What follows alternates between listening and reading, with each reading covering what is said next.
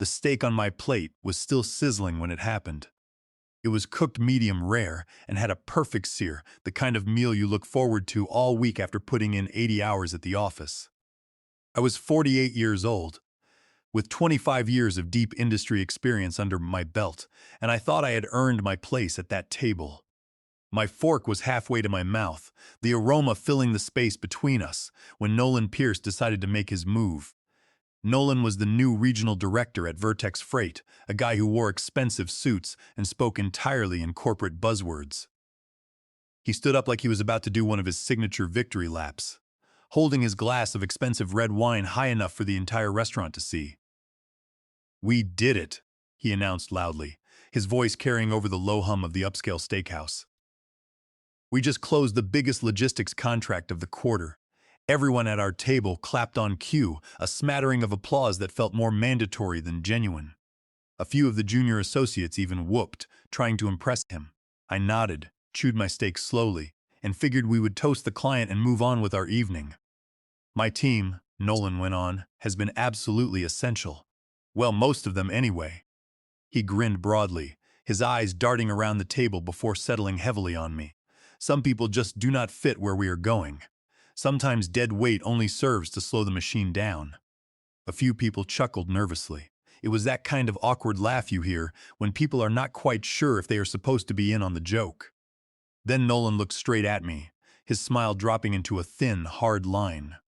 "Elias Vance," he said, his voice ringing with cruel authority, "is no longer with the company. This is effective immediately." The laughter died fast. It got so quiet, so fast, that I could actually feel the silence pressing against my chest. You could hear the faint clink of silverware hitting china from the other side of the room. "He is a smart guy," Nolan continued, talking about me as if I was not sitting a mere 3 feet away from him. "But he is a misfit for the aggressive direction we are heading, and right now we need acceleration, not friction." I did not move a single muscle. My fork was still suspended in the air. My hand did not shake. It just froze in place as my brain tried to process the sheer audacity of what was happening. I looked down the length of the table. Maya from the compliance department immediately looked away, her face flushing with embarrassment. Even Julian, the new intern I had spent weeks training, would not meet my eyes. The client sitting across from us looked horrified, as if they had just walked into the wrong funeral by mistake. "Let us toast," Nolan finished, raising his glass again with a triumphant smirk to momentum in the future. I did not raise my glass. I stood up slowly, feeling like the floor was tilting beneath me. I could not even feel my legs fully under me as I pushed my chair back. Then, a voice cut through the weird, heavy silence that had settled over our area. "Excuse me," the voice said, calm but carrying a weight that made everyone turn. "Are you the guy who presented that dynamic fleet optimization model at the National Summit 2 years ago?" I turned my head. It was a man sitting at the table next to ours. He was wearing a sharply tailored navy suit, with striking silver hair and a demeanor that screamed old money and quiet power. "Yes," I said, my voice sounding hollow and numb to my own ears. He nodded slowly, then reached into his jacket pocket and slid something across the small gap between our tables. "Silas Thorne," he said, his eyes locking onto mine. "Thorne Capital. My office. 9 o'clock tomorrow morning." I looked down at the object resting on the white tablecloth. It was a business card, made of heavy stock paper with raised lettering that caught the dim restaurant light. That was it. He did not say anything else. He did not offer condolences or outrage. He just nodded once, picked up his glass, and went back to his drink as if nothing extraordinary had just occurred. I did not say goodbye to anyone. I did not pack up the leftovers. I did not even touch the rest of the steak. I walked out of that place like I was on autopilot, my face burning hot, my ears ringing with the sound of my own heartbeat, which felt like it was somewhere between my stomach and the floor. I held the card in my hand the entire walk to my car. I gripped it like it was oxygen, like it might stop the shaking in my fingers if I held on tight enough. I sat on the edge of my bed all night with that small piece of cardstock still firmly in my grasp. I did not even kick my shoes off until well past midnight. My phone was blowing up with messages. People I had not heard from in months were suddenly checking in, sending texts that said things like, "Tough break, man," or "Hit me up if you want to talk." They were not fooling anyone. Half of them had probably clapped at that dinner. Some of the messages were worse. Recruiters and former colleagues smelling blood in the water, acting like they were doing me a massive favor by reaching out. One guy even had the nerve to say, "Sometimes you have to get pushed off the ledge to realize you can fly." I wanted to reply and tell him to shut the hell up, but I did not. I did not reply to any of them. Around 5 in the morning, I finally stood up, showered, shaved, and put on a clean button-down shirt. My hands were still trembling slightly as I buttoned the cuffs. The business card was tucked safely in my wallet, but I felt like it might vanish if I stopped checking it every few minutes. At exactly 8:45, I walked through the heavy glass doors of Thorn Capital in the downtown financial district. The building was sleek, clean, and impossibly quiet. It was the kind of place where the carpet feels like money, and even the air conditioning hums with a smart, expensive efficiency. The woman at the front desk barely glanced at me until I stated my business. "I am here for Silas Thorne," I said. She stood up fast after that, her entire demeanor shifting to crisp professionalism. "17th floor," she instructed smoothly. "He is expecting you." I stepped into the elevator, tried to take a deep breath, and failed. The doors opened to a floor full of dark wood paneling and hushed silence. The receptionist there did not ask who I was. She just nodded toward an open office down the long hallway. Silas Thorne did not shake my hand when I entered, nor did he offer me coffee. He simply motioned for me to sit in one of the leather chairs facing his massive desk. "You built something 5 years ahead of what is currently out there," he said, his tone dead serious. "I have seen the notes." He dropped a thick folder onto the polished table between us. I opened it slowly. Inside were my own handwriting, my early diagrams, routing logic mapped out in black pen, and flowcharts covered in red ink marks.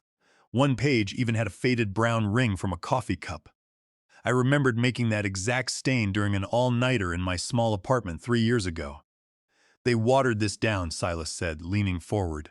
"They took your brilliant architecture and turned it into a generic pitch deck for suits who do not understand the underlying math. But underneath all that corporate polish, this is real. This is yours." I did not know what to say. He did not wait for me to figure it out. "I want you to rebuild it," he stated flatly. "I want you to rebuild it exactly how it was meant to be built. Quietly.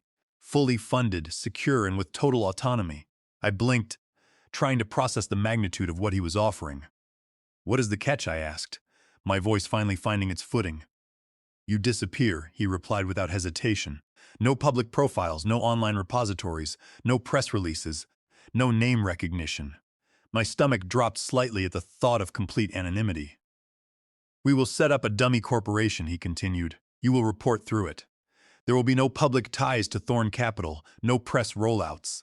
Not until the time is right. Do you think you can live in the shadows for a while?" I stared down at the folder again. It felt like someone had finally dug up the bones of a project I had been forced to bury alive. "I will need a day to think about it," I said. "You have exactly 1 hour," he countered, his gaze unwavering. I looked him dead in the eye, feeling the familiar spark of determination ignite. "Then my answer is yes," I said. He slid a thick packet of legal documents across the table. "Non-disclosure agreements, funding terms, provisional corporate structures. Read it, sign it, and leave with it," he ordered. I did not read the entire packet word for word, just enough to know I would be signing my name to something much bigger than myself. I walked out of that building with the legal packet in one hand and my old life completely behind me. By the time I hit the bustling sidewalk, the shame from the night before was still there, lingering in the back of my mind. But it was no longer the only thing I felt. For the first time in months, I felt something powerful cut through the humiliation. Something sharp, something deeply alive. It was the thrill of possibility. I named the new entity Ghost Route. That was the legal name on paper anyway. Nothing fancy, just a dead simple corporate shell registered in Delaware with no official logo, no public paper trail, and no real corporate office. The actual grueling work happened in a third-floor rental space situated above a quiet bakery on the edge of town.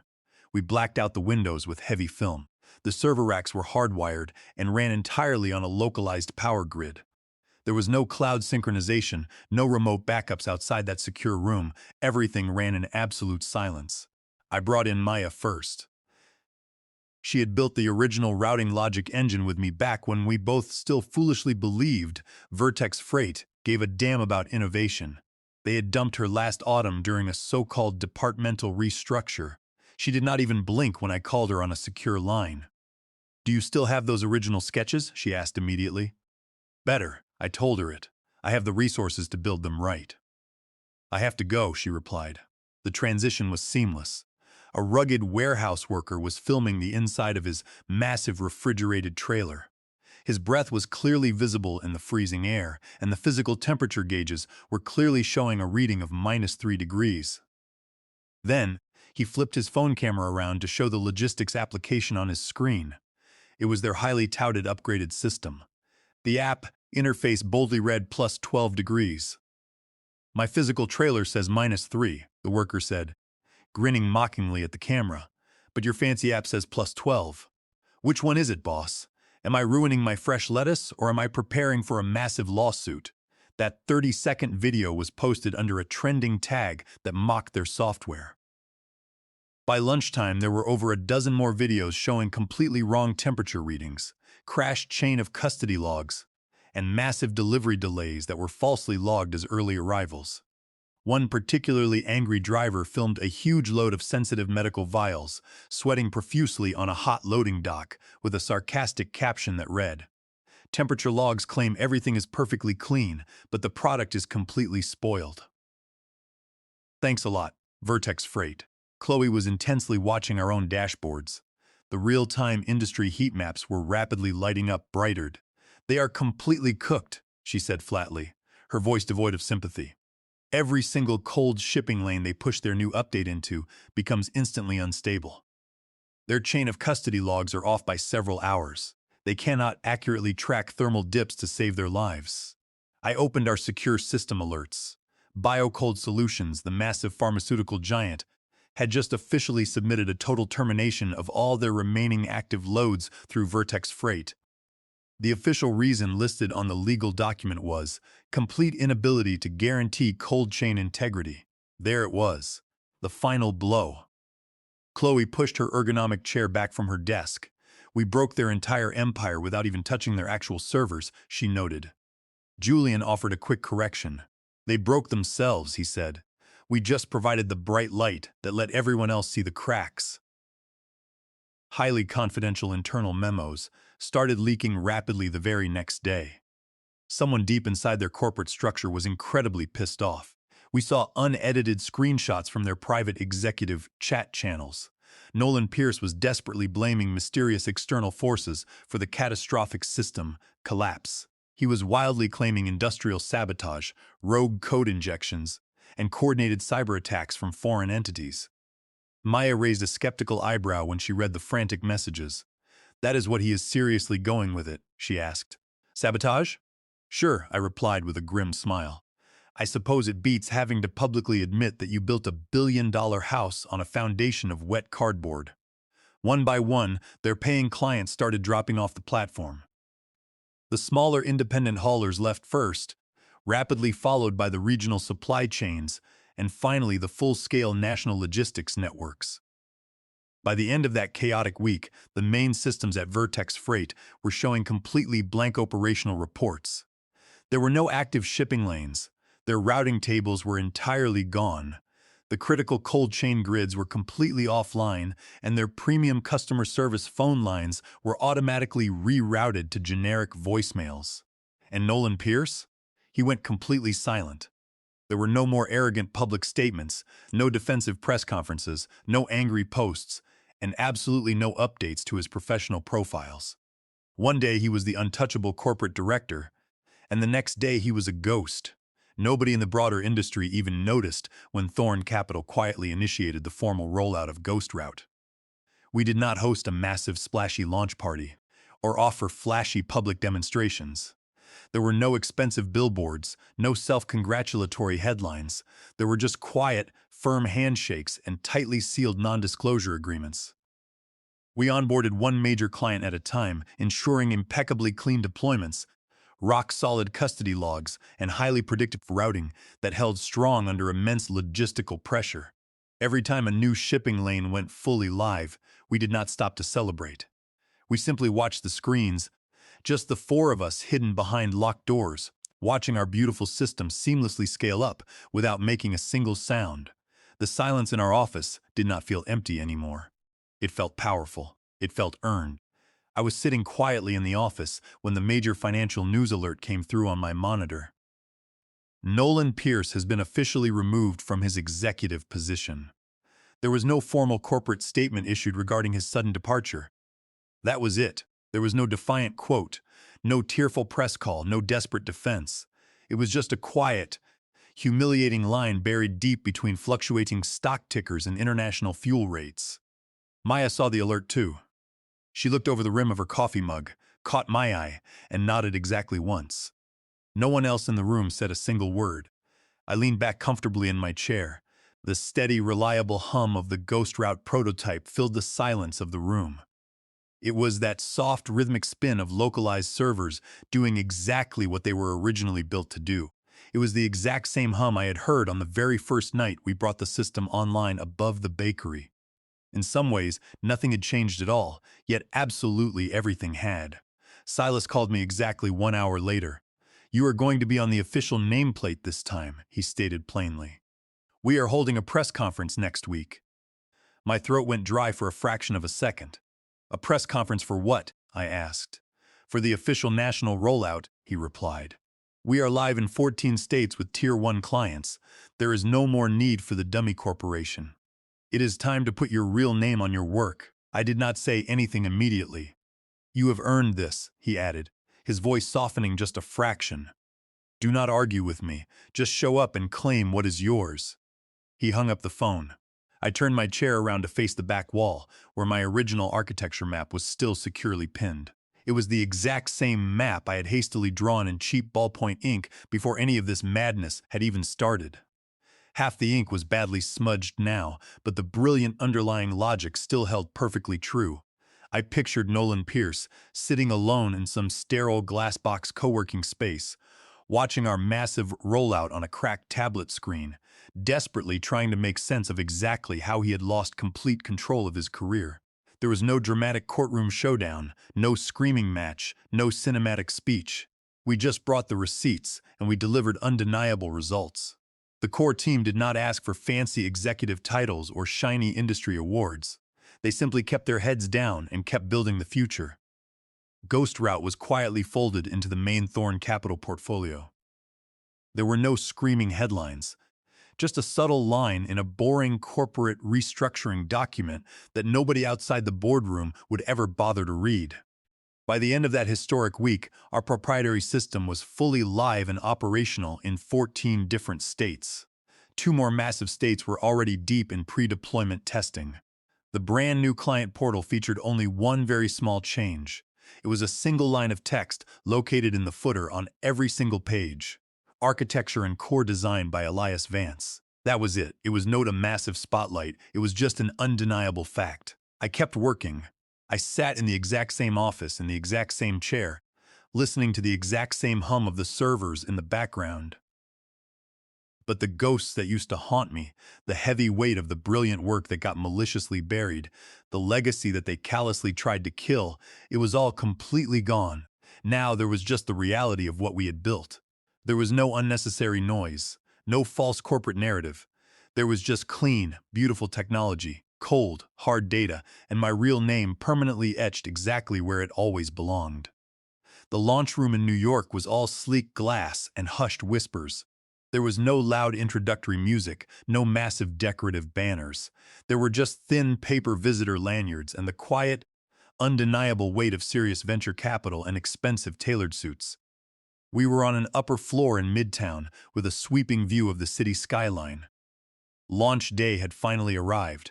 Silas stood confidently under the bright stage spotlight. He was not smiling, and he was not stalling for time. "This device right here," he said, holding up a small, sleek black piece of hardware, "is exactly what the future of cold chain logistics looks like right now." "And this man," he continued, motioning gracefully to the side of the stage, "is the brilliant architect behind the revolutionary platform that has completely redefined this entire industry."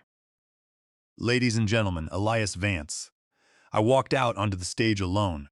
There was no thunderous applause, just the soft, rapid clicks of professional camera shutters capturing the moment.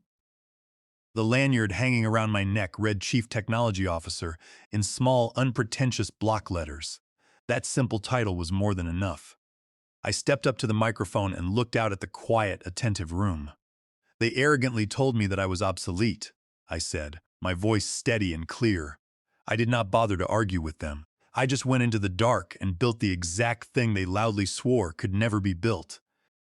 No one in the audience clapped. They just listened intently. And honestly, that was vastly better than any applause. A young woman sitting near the front row raised her hand tentatively. She wore a press badge. Was all of this truly worth it? She asked. I did not even pause to consider the question. All I did was deeply believe that they were fundamentally wrong, I answered. That was the entirety of my motivation. There was no dramatic turn, no aggressive sales pitch, no catchy marketing slogan. I simply stepped back from the podium, nodded exactly uncido Silas in acknowledgement, and walked quietly off the stage. 4 city blocks sitting alone down a dirty side alley in a cheap, cracked window co-working space, Nolan Pierce sat and watched the live stream on a severely beat-up tablet. The battery indicator on his screen was flashing red at 6%. The cheap public wireless internet lagged and stuttered every few agonizing seconds. Still, he saw it all clearly. He saw my name displayed prominently across the screen. He saw my face looking steady and victorious under the bright stage lights. I offered him no angry victory speech, no screaming rage. I just offered my undeniable presence. I offered him a name that was never supposed to make it to that microphone. And then the stream cut to black. Several long, eventful months passed after that fateful day in New York. The dust finally settled across the entire global logistics industry, leaving a completely transformed landscape in its wake. Vertex Freight had completely collapsed under the immense, crushing weight of their own arrogance and staggering incompetence. Nolan Pierce never found another executive position. He was completely blacklisted from every major corporate board in the entire country. The industry simply moved on without him, forgetting his name as quickly as they had once falsely praised it. His legacy was entirely erased, replaced only by a cautionary tale whispered in corporate boardrooms about the extreme dangers of unchecked ego and fraudulent leadership. Meanwhile, Ghost Route continued to expand at an absolutely unprecedented rate. We quickly secured highly lucrative, exclusive federal contracts that firmly cemented our position as the absolute, undisputed market leader. Maya, Julian, and Chloe were all rightfully promoted to senior executive leadership roles within the newly structured, highly profitable organization. We happily moved out of that small, cramped, secretive space above the quiet bakery. We relocated our entire expanding operation into a massive state-of-the-art technology campus located on the beautiful outskirts of the city. The new building featured expansive glass walls, collaborative open workspaces, and a humming server room that felt like the beating heart of the entire industry. But despite all the incredible success, the massive accumulating wealth, and the widespread glowing industry recognition, I never once forgot the harsh, painful lessons I learned in that upscale steakhouse. I kept that original, heavily smudged architectural map proudly framed on the wall of my new, expansive corner office. It served as a constant, silent, powerful reminder of exactly where we started and everything we had overcome to get here. True power does not ever need to shout to be heard. It operates in the quiet, unyielding background, meticulously building undeniable systems that eventually change the entire world. And sometimes the most effective, satisfying revenge is simply massive, undeniable, overwhelming success. The kind of absolute success that completely rewrites the rules of the entire game forever.